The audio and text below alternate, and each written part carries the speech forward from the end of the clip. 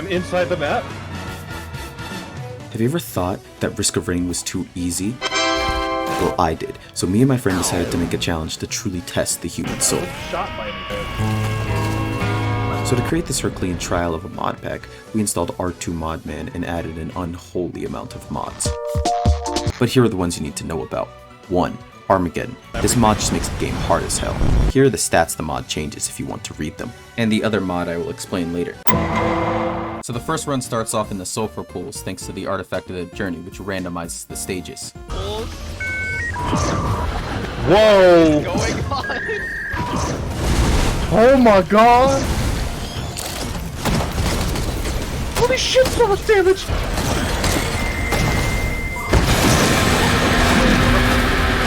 Dude! Where are the items? Honestly.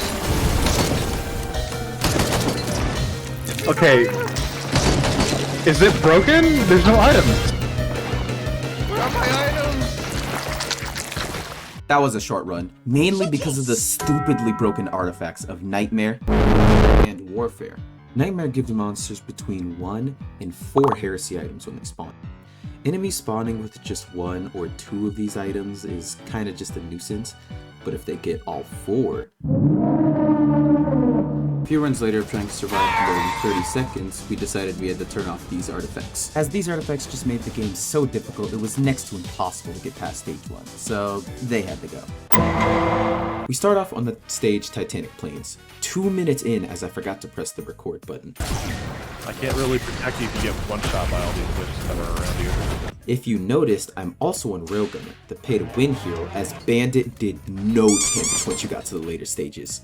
Now, if you're wondering why the entire insect population of Australia is here, Artifact of Swarms is your answer, as it doubles monster spawns but halves their health, which leads to, So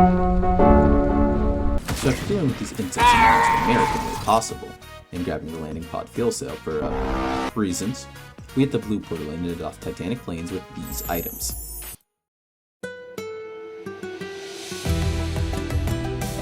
Now, the bazaar looks a little different, and this was due to the bigger bazaar mod, which just gives you something to spend your money on after you've completed the stage. There's also a golden chest with a price tag of 1 fuel cell. Inside the chest yields a free rare. Now, I seem to have a lot of rusted keys in my inventory. There's a reason for this. See, if you pick up an encrusted key, it will transform all rusted keys into encrusted keys. This is very useful, as an encrusted key has a chance of spawning a void potential, filled with void items. And void items mean... scrimps. Anyways, we then tried to roll the dice for some lunar items, but our luck was a bit...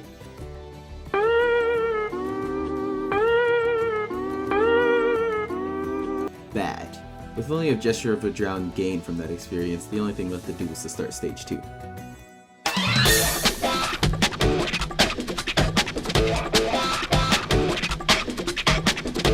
Stage 2 begins in the abandoned Aqueduct, also known as Nevada. Huh? Seeing that a void scene had spawned, that was our first priority, as both Polulites and Scrimps are very good for void food. Give me infinite railgun, there's one of the switches.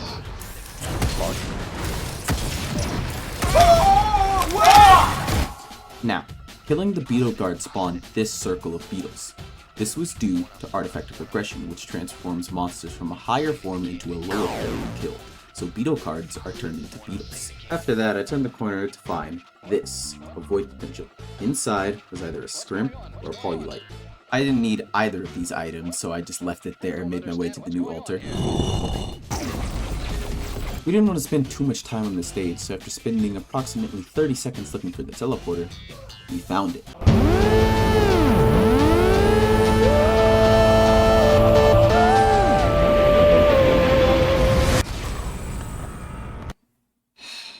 Stone Titans. The most boring boss in this whole game. Normally I hate getting these guys as they do nothing except stand there and die, but for this challenge, Stone Titans are exactly what we want. And this section is really boring, so let me just... Deal.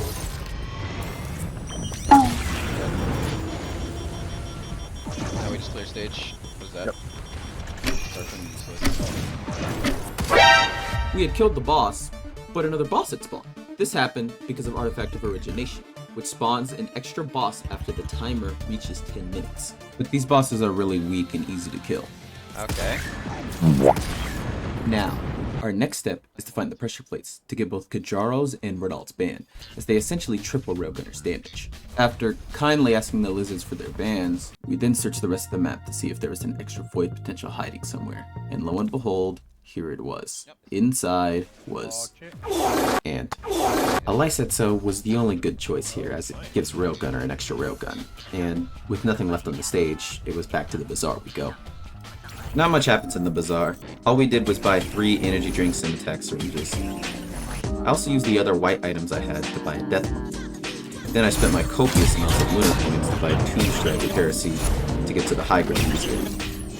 And also a transcendence so that I don't have to get healing items as I heal using strides of heresy. With nothing else left to do, we moved on to stage 3.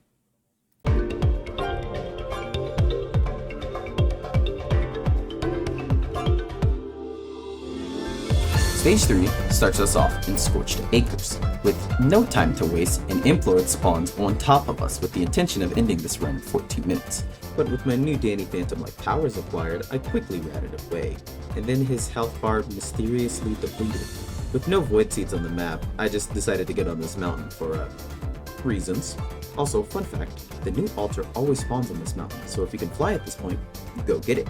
Standing on this mountain also corrals the enemies into this area on the bridge, which allows me to shoot them if they can't reach high enough to hit me, so it's kinda perfect if the teleporter also spawned here. Starting the teleporter, our boss for this stage was Clay Dunestriders, which was perfect on this map as Dunestriders barely move at all in the first place. Now, what happens when Railgunner hits a weak point with both Kajaro's and Renault's bands complemented with Death Mark on a stationary target?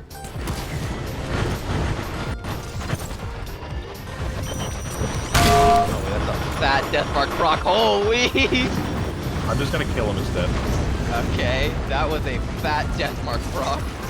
Now, due to the artifact of regression, all of the Clay Dunestriders spawned Clay Templars, so with at least 10 of these minigun-wielding juggernauts on the floor, being on high ground, I was in the safest place from annihilation. Unfortunately for Duke, he was not on high ground.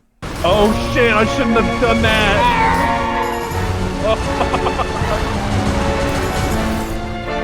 I peeked up for a second!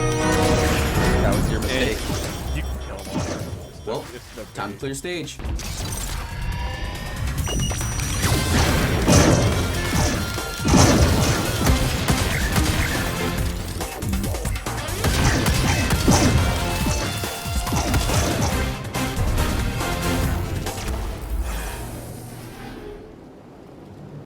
Alright, Bazaar time, round 3. Y'all already know the drill. These were items before, and these are our items after. Alright, stage choices. We had 2 options between Sundered Grove and Siren's Call. Sundered Grove being one of the worst maps in the game, and the free red items and Siren's Call was looking very tempting. We decided to go with Siren's Call for the free red items. This sealed our fate. And with that, stage 5 begins. 1 spawns for each of us. Okay. Okay. Yep, that's enough of that. That's enough of that. Okay. I'm out of there. Okay. The boss will be dead in a second. He'll come back. What the hell? What was that spawn? As you can see, from the start, luck was not on our side for this stage.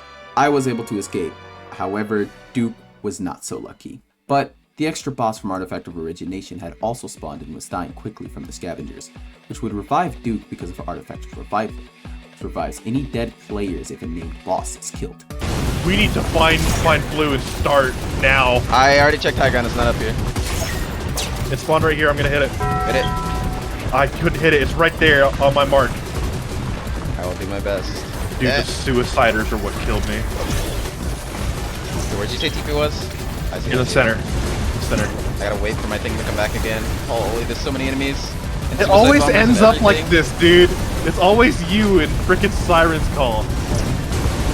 No, no, no, no, no, no, no. And it's magma worms. The one enemy that is essentially impossible for me to kill.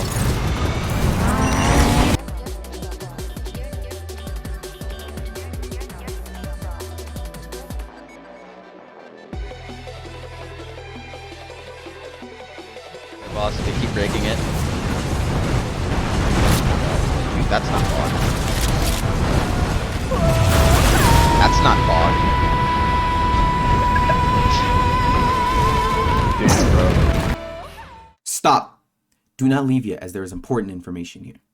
This video was very experimental and took so unbelievably long. Let me know if you guys liked it or not, as I'm genuinely trying to get better at YouTube. I also have more footage of this Rift of Rain mod pack, so let me know if you guys want to see a part 2 where we actually get to Mythics. So yeah, later.